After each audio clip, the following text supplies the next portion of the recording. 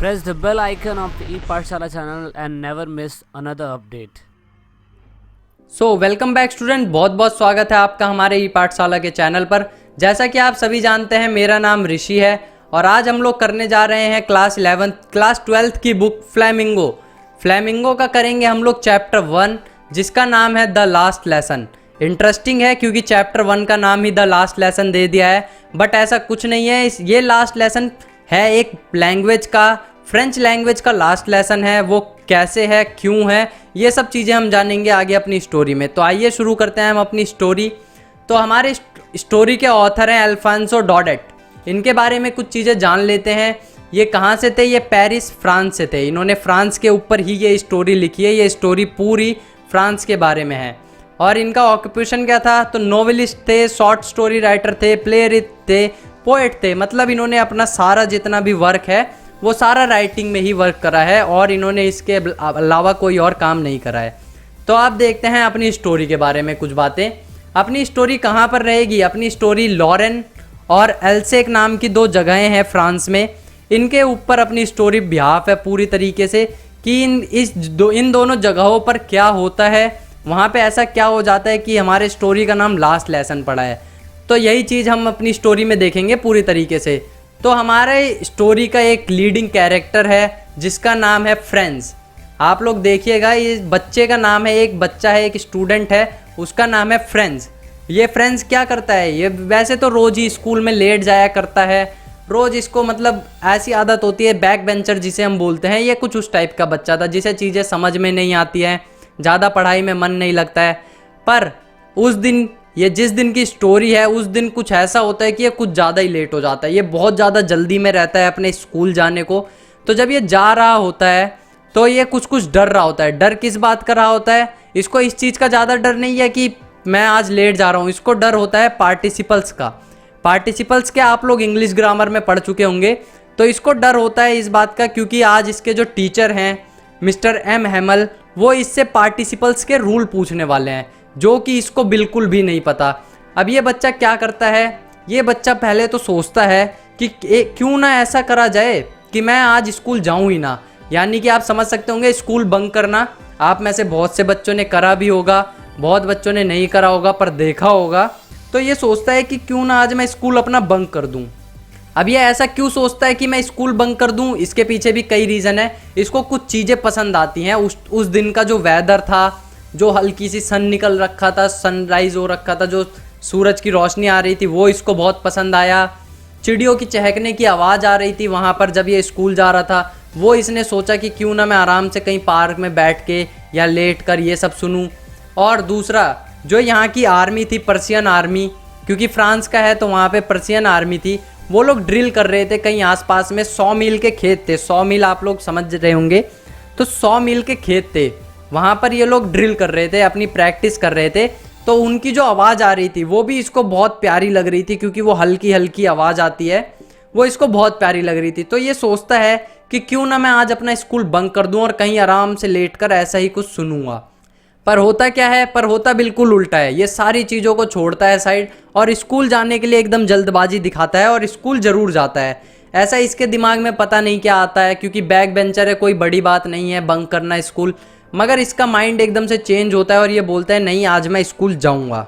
तो जब ये स्कूल जा रहा होता है, जब ये रास्ते में होता है, तो वहाँ पर एक जगह थी, एक सिटी हॉल था, वहाँ पर एक बुलेटिन बोर्ड था। बुलेटिन बोर्ड आप लोग समझ रहे होंगे, आप लोगों ने स्कूल में देखे होंगे, अपने नोटिस बोर्ड टाइप का होता है, जिस पे क्या होता है, जो भी बच्चों की बेस्ट ड्राइंग्स होती हैं वो सब चीज़ें बुलेट करी जाती है अच्छा दिखाने के लिए, या जहाँ पर से हमें न्यूज़ मिलती हैं उसे बोलते हैं बुलेटिन बोर्ड। तो बुलेटिन बोर्ड कहाँ था? बुलेटिन बोर्ड था वहाँ के जो टाउन हॉल था उसके जस्ट सामने। ये रियल इमेज है यहाँ, ये हमने एल्सेक सिटी के टाउन हॉल की रियल इमेज लगाई है यहाँ पर। इसके जस्ट सामने एक बुलेटिन बोर्ड था।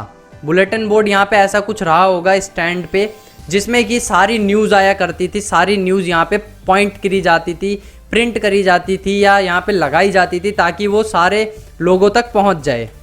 तो जब वो वहाँ पर देखता है, वहाँ पे एक जो बुलेटिन बोर्ड लगा हुआ था, मान लीजिए ये एक बुलेटिन बोर्ड लगा है, इस पर कोई न्यूज़ है, कोई ऐसी न्यूज़ है जो कि बुरी है, तो यहाँ पे भीड़ लग जाएगी लोगों की।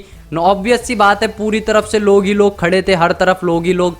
तो वो लोगों को देख के सोचता है कि इतनी भीड़ क्यों लगी हुई है, पर वो स्कूल जाने को जल्दी में था। तो क्या होता है, एक वॉचर नाम का एक ब्लैकस्मिथ था, एक लोहे का काम करने वाला इंसान था। वो उससे बोलता है, अरे अरे तुम इतना जल्दी क्यों कर रहे हो, तुम्हारे पास तो अभी बहुत टाइम है, आराम से जाना स्कूल। पर फ्रेंड्स जो है हमारा बच्चा उस टाइम पे समझ नहीं पाता कि ये मुझे ऐसा क्यों बोल रहा है, और वो जल्दी में ही रहता है, वो चला जाता है इनको इग्नोर मारकर। तो वो जल्दी करता करता अपने स्कूल की तरफ भागता है, और स्कूल की तरफ भागता है तो वहाँ पे एक चीज़ पता चलती है, उस पे क्या लिखा हुआ था बुलेटिन बोर्ड पे।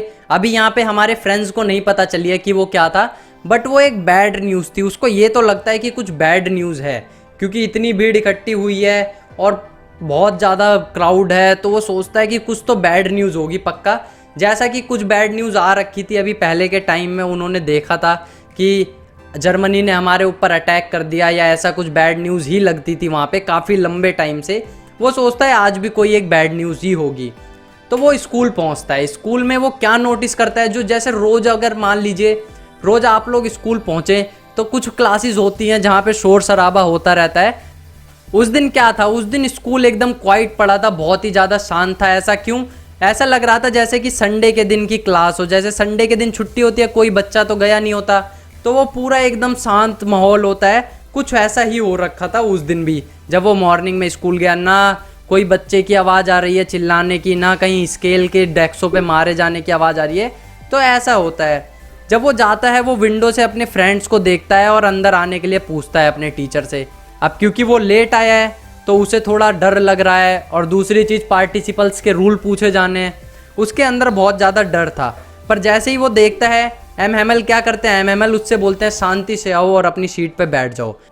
वो उस रूलर का भी यूज़ नहीं करते, रूलर मतलब स्केल का भी यूज़ नहीं करते, जिसको यूजुअली वो क्या किया करते थे, अगर कोई बच्चा लेट आता था तो उसको पनिश करते थे।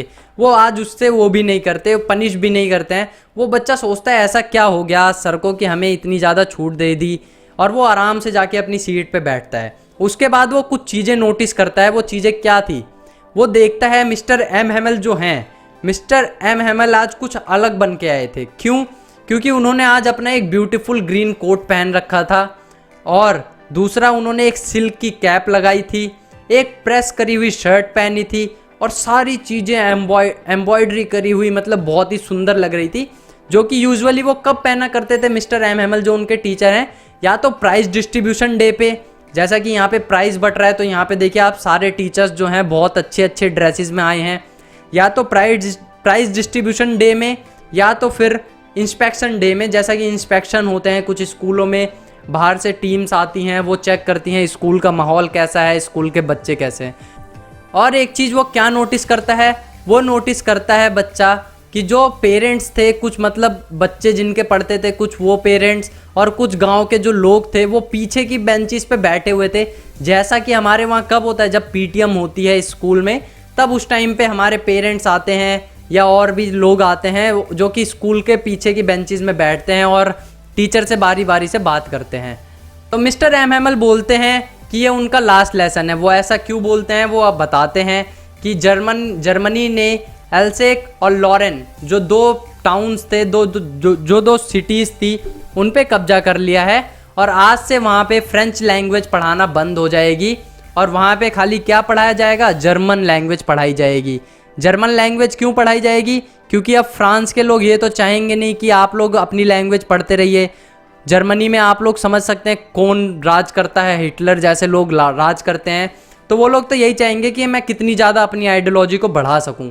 इसलिए वो बोलते हैं कि कल से हमारे स्कूल में जर्मन लैंग्वेज पढ़ाई जाएगी, ये मेरा लास्ट लेसन है, मैं अब कहीं और जाऊंगा, क्योंकि अब उनकी पोस्टिंग हो जाएगी और वो कहीं और जाके फ्रेंच पढ़ाएंगे। तो इसके बाद क्या होता है, वो अपना आराम से खड़े हो जाते हैं, मतलब बहुत ज़्यादा उदास होते हैं। जो उस टाइम मिस्टर एम हैमल थे वो बहुत ज़्यादा कुछ इस टीचर की तरह उदास होते हैं, वो कुछ समझ नहीं पाते कि मैं क्या करूं, वो ज़्यादा एकदम मोशनलेस से हो जाते हैं। इसके बाद जो हमारा फ्रेंड्स था उसको भी सॉरी फील होता है, गिल्टी फील होता है। क्यों? क्योंकि आज तक उसने कभी अपनी लैंग्वेज पर ध्यान नहीं दिया जो उसकी मदर टंग थी, और अब क्या हो रहा है, एकदम से उससे वो मदर टंग पढ़ने का अधिकार भी छीन लिया जा रहा है। अब वो बेचारा कभी भी फ्रेंच लैंग्वेज नहीं पढ़ पाएगा। उसे बहुत ज़्यादा बुरा लगता है कि मैंने क्यों कभी ध्यान नहीं दिया, हमारे टीचर ने हमारे लिए इतने एफर्ट्स करे, उनको बहुत ज़्यादा मतलब सॉरी फील होता है। तो इसके बाद उस बच्चे को समझ में आता है, समझ में क्या आता है, उस बच्चे को समझ आता है कि उसके टीचर ने क्यों वो ग्रीन कोट पहना था, या आप ग्रीन कोट मान लीजिए, या वो जो कैप थी, मतलब जो भी था वो उन्होंने इतने अच्छे कपड़े क्यों पहन के आए थे, वो रीज़न उस बच्चे को समझ में आ जाता है, जो कि उन्होंने बहुत यूजुअली नहीं पहना करते थे। तो वो सोचता है, अच्छा वो समझ जाता है कि अब मुझे पता चला ये ऐसा क्यों पहन कर आए हैं। उसके बाद जो गांव वाले लोग बैठे हुए थे वहाँ पर, जो विलेजर्स बैठे थे, वो सारे किस लिए बैठे थे, वो उस टीचर को जिसने अपनी 45 ईयर्स अपनी सर्विस में लगा दिए, 40 साल जिसने अपनी ईमानदारी से पढ़ाया है बच्चों को, उसको थैंक करने के लिए बैठे हुए थे कि थैंक यू सो मच आपका, जो आपने अपनी पूरी ईमानदारी के साथ बच्चों को, हमारे बच्चों को पढ़ाया। वो गांव वाले भी इसलिए बैठे थे। अब ये सारी चीज़ें उस बच्चे को समझ में आ रही है। अब इसके बाद क्या होता है, इसके बाद जो हमारे मिस्टर MML हैं वो फ्रेंड्स को खड़ा कर देते हैं, हमारे छोटे बच्चे फ्रेंड्स को खड़ा कर देते हैं और वो रिसाइट करने के लिए बोलते हैं। रिसाइट मतलब आप लोग समझिए कि कुछ पोयम गाना या जो भी उनका गान होगा, जैसे हम लोग नेशनल एंथम को रिसाइट करते हैं, उसी तरीके से वो खड़ा कर देते हैं और बोलते हैं आप ये चीज़ करो, रिसाइट करो। तो वो बेचारा एकदम कंफ्यूज सा खड़ा हो जाता है, क्योंकि उसने कभी पढ़ा ही नहीं है। वो ऐसा लगता है जैसे कुछ हुआ ही नहीं है, उससे कुछ बोला ही नहीं गया। तो वो क्या सोचते हैं मिस्टर MML कि ये उस बेचारे बच्चे की गलती नहीं है, ये उसके पेरेंट्स की गलती है और उसके टीचर्स की गलती है, जो हम उसे सिखा नहीं पाए आज तक। इसके बाद वो क्या बताते हैं, इसके बाद वो बोलते हैं कि जो फ्रेंच लैंग्वेज है, ये फ्रेंच लैंग्वेज के कुछ वर्ड्स हैं, आप लोग देख रहे होंगे सी को से बोला जाता है, डी को डे, कुछ इस तरीके के ये वर्ड्स मैंने लिए हैं यहाँ पर। तो वो बताते हैं कि जो ये फ्रेंच लैंग्वेज है, ये सबसे ज़्यादा मतलब ब्यूटीफुल लैंग्वेज है वर्ल्ड की, सबसे ज़्यादा क्लियर लैंग्वेज है, सबसे ज़्यादा लॉजिकल लैंग्वेज है, ये उनका मानना था। ये ऐसा बताते हैं। हर किसी को अपनी जो मदर टंग होती है, मदर लैंग्वेज होती है, वो बहुत ज़्यादा प्यारी होती है और उनको भी ऐसा ही लगता था। वो एक तो फ्रेंच लैंग्वेज के टीचर भी थे, तो आप लोग समझ सकते हैं उनका कितना इमोशनली अटैचमेंट होगा उस लैंग्वेज के साथ। इसके बाद वो क्या बोलते हैं, मिस्टर MML बोलते हैं कि आप लोग अपनी लैंग्वेज की रक्षा करें, आप लोग अपनी लैंग्वेज का हर जगह यूज़ करें, वरना ये लैंग्वेज पूरे तरीके से इन 2 सिटीज़ से गायब हो जाएगी। वो ऐसा नहीं चाहते थे कि ऐसा हो, वो चाहते थे, वो क्या बोलते हैं, वो एक एग्जाम्पल देते हैं कि ये जो आपकी मदर लैंग्वेज है ना, जो आपकी मदर टंग है, वो क्या है, वो आपसे जेल से निकलने का एक जरिया है। मतलब ये जो कैद हो जाएगा, मान लीजिए अगर जर्मनी वहाँ पे अटैक करके कब्जा कर लिया, वो तो उन्होंने कर लिया है कब्जा, मानने की कोई बात नहीं है। तो वो बोलते हैं कि जब ये कब्जे से निकलने का एक जरिया है आपके पास, अगर आप लोग अपनी एकता दिखाएंगे मदर टंग के थ्रू, तो ये लोग आपका कुछ नहीं बिगाड़ सकते। उनका मानना कुछ ऐसा था। इसके बाद वो बेचारा छोटा बच्चा सोचता है, मतलब पहले थोड़ा सा आता है कि एक ग्रामर और राइटिंग का थोड़ा लेसन लेते हैं हमारे मिस्टर MML। उसके बाद जो बच्चा होता है वो सोचना है, वो मतलब थोड़ा क्रिएटिव टाइप का बच्चा था। तारे ज़मीन पर मूवी आप सभी ने देखी होगी, कुछ उस टाइप का, उसके माइंड में अलग चीज़ें चला करती थी। वो सोचता है कि या जो चिड़िया बोलती हैं, जो कबूतर बोलते हैं, क्या ये जो जर्मन्स हैं ये इनको भी मजबूर करेंगे कि ये लोग भी जर्मनी में बोले, ये चिड़िया भी जर्मनी में बोले, जर्मन लैंग्वेज में बोले, कबूतर भी जर्मन लैंग्वेज में बोले। तो वो ऐसा कुछ सोचता है अपने माइंड में, कुछ अलग ही चीज़। उसके माइंड में ये नहीं चल रहा कि हमारा लास्ट लेसन है, हमारा टीचर क्या कर रहा है, वो उस बंदे की सोच अलग ही है। उसके बाद कुछ ऐसी स्टोरी आती है कि जो हमारे मिस्टर MML है वो चेयर पे एकदम मोशनलेस बैठे रहते हैं, उनको कोई भी फ़र्क नहीं पड़ता कि बैकग्राउंड में क्या चल रहा है या क्या हो रहा है, क्या बातें चल रही हैं, वो एकदम मोशनलेस, क्योंकि उन्होंने 40 साल इस लैंग्वेज को पढ़ाया है, सेम स्कूल में पढ़ाया है। तो कितना बुरा लगता है जब एक अपनों से बंदे का पीछा छूटता है। तो कुछ ऐसा हो रखा था उनके साथ। वो सोचते हुए एकदम मोशनलेस बैठे होते हैं अपनी चेयर पे और खाली देखते रहते हैं क्या हो रहा है, वो कुछ भी ध्यान भी नहीं देते। और दूसरी तरफ उनके घर में पैकिंग चल रही होती है, क्योंकि कल उनको वहाँ से शिफ्ट होना था, क्योंकि अब यहाँ पर जर्मन लैंग्वेज पढ़ाई जाएगी, तो इनका कोई काम नहीं था यहाँ पर। तो जब ये राइटिंग का टाइम ख़त्म होता है, ग्रामर का टाइम ख़त्म होता है, इसके बाद क्या होता है, जैसे हम लोगों के यहाँ मॉर्निंग असेंबली होती है, वैसी वहाँ पर एक मिड असेंबली होती है। जब हाफ डे होता है या हाफ ब्रेक होता है, तो वहाँ पे उनकी जो एंथम मान लीजिए या जो भी सॉन्ग होता होगा, उसको वहाँ पे गाया जाता है। तो वो सारे खड़े होते हैं, अपना गाना वाना गाते हैं। जो ओल्ड हॉजर था, जो बहुत बुजुर्ग आदमी बैठा हुआ था वहाँ पे गांव का, जो अपनी मतलब थैंक करने आया था टीचर को, वो भी रोने लग जाता है लास्ट टाइम, क्योंकि वो लोग ये चीज़ गा रहे होते हैं अपने स्कूल के अंदर। अब इसी टाइम पर कुछ चीज़ें घटती हैं। वो चीज़ें क्या होती हैं? एक तो घड़ी में 12 बज जाते हैं, घड़ी में 12 बज गए, मिड टाइम हो गया। आप लोग देखिए कि मिड टाइम पे वहाँ पे स्टार्ट होता है इसी टाइम पर। और दूसरी चीज़ क्या होती है, जो पर्शियन सैनिक अभी ड्रिल कर रहे थे, जब हमारा स्टूडेंट फ्रेंच आ रहा था, वो देखता है जो पर्शियन सैनिक ड्रिल कर रहे थे वो अब लौट के आ रहे थे, तो वो लोग कुछ बजाते हैं, कुछ इंस्ट्रूमेंट प्ले करते हैं, जिससे कि सबको पता चल जाता है कि अब ड्रिल ख़त्म हो गई है, अब हम लोग वापस आ रहे हैं। तो वो लोग वापस आ रहे थे, उसकी साउंड आती है एक ही टाइम पर।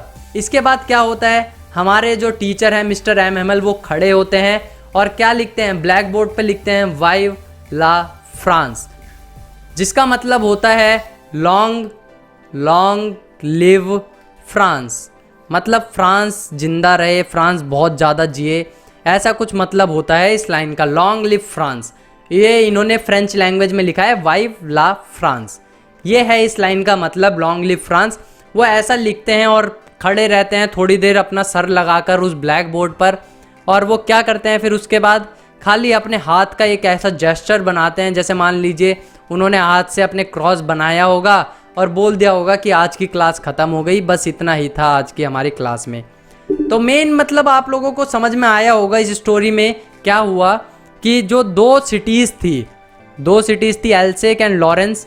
तो लॉरेन और एल्सेक, वहाँ पर क्या होता है, जर्मनी का कब्जा हो जाता है। ये फ्रांस की सिटी थी, यहाँ पे जर्मनी का कब्जा हो जाता है और वो लोग जर्मन लैंग्वेज को पढ़ाने के लिए यहाँ पे मजबूर कर देते हैं फ्रेंच लैंग्वेज की जगह। तो जो उसके एक टीचर थे फ्रेंच के, उनके साथ क्या हुआ और उस बच्चे के साथ क्या हुआ, बस यही इस स्टोरी में बताया गया है, जो कि शायद से मैंने अपनी तरफ से पूरा आप लोगों को बहुत ही सिंपल वे में समझाया है। अगर आप लोग पूरी वीडियो देखी है आप लोगों ने, तो मेरी आपसे गारंटी है कि आप लोगों को इस चैप्टर का कोई भी क्वेश्चन करने में दिक्कत नहीं आएगी। तो अगर अभी तक आप लोगों ने हमारे चैनल को सब्सक्राइब नहीं करा है तो सब्सक्राइब जरूर कर दीजिएगा, क्योंकि आगे भी आपको पूरी सीरीज़ मिलेगी इस बुक की। उसके बाद आप लोगों को ग्रामर भी मिलेगी और बहुत सारी चीज़ें आपको ऐसी मिलेंगी जो पूरी लाइफ या बोर्ड एग्ज़ाम्स में आपके बहुत ज़्यादा काम आएंगी। तो कमेंट करके वीडियो में ज़रूर बताइएगा आप लोगों को वीडियो कैसी लगी, और पसंद आई है तो लाइक भी कर दीजिएगा। Thank you so much. तो लास्ट में दोस्तों, अगर आप वीडियो को देख रहे हैं और ई पाठशाला चैनल के आप सब्सक्राइबर हैं या नए सब्सक्राइबर हैं, तो ई पाठशाला की टीम से आप सभी को यही रिक्वेस्ट है कि आप इन सभी वीडियो को अपने दोस्तों के साथ शेयर ज़रूर करें और कोशिश करें कि आप दूसरों को शेयर करवाने के लिए बोलें, क्योंकि आप जितना वीडियो को शेयर करेंगे उतना ही हम और लोगों की मदद कर पाएंगे, क्योंकि पढ़ेगा इंडिया जब भी बढ़ेगा इंडिया।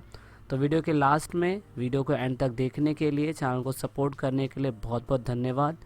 जय हिंद, जय भारत।